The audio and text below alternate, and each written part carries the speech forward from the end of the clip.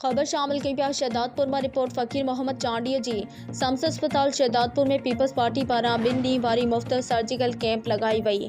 पैदाइशी अखियुनि खां माज़ूर हिक ई घराणे जे 3 ॿारनि समेत 4 ॿारनि जो कामयाब ऑपरेशन कयो वियो। पीपल्स पार्टी इंसानियत जी ख़िदमत ते यकीन रखे थी।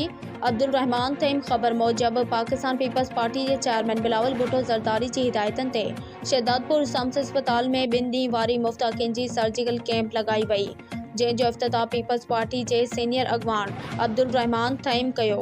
उन मौके ते कराची में आयल डॉक्टरनि जी टीम माहिर सर्जन डॉक्टर अबरार तनियो ॿुधायो त कैंप में 500 खां वधीक OPD कई वई, जंहिंमें 200 खां वधीक सर्जरी जा केस साम्हूं आया, जंहिंजा मुफ़्त ऑपरेशन कया विया। हिन कैंप में शहदादपुर जे ॻोठ जलाल ज़रदारी जे रहवासी हिक ई खानदान जे 3 भाइर भेनरनि समेत 4 ॿार जेके पैदाइशी नाबीना हुआ, उन्हनि चइनिनि जो कामयाब ऑपरेशन कयो वियो, जेके शुक्र अल्हम्दुलिल्लाह चारई ॿार ॾिसी सघनि था।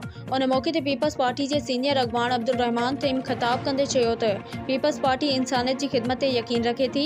असांजी पार्टी चेयरमैन बिलावल भुट्टो ज़रदारी जी हिदायतनि ते ही कैंप लगाई वई आहे, जंहिंमें असांजे इलाइक़े जा 4 ॿार जेके पैदाइशी नाबीना हुआ, गुर्बत सबब इलाज न पे कराए सघिया, उन्हनि जो कामयाब ऑपरेशन करण समेत समूरनि मरीज़नि जी ख़िदमत लाइ डॉक्टर अबरार तनियो ऐं संदसि टीम जी कयल कोशिशनि ते ख़ैर खिरात तहसीन पेश कयूं था।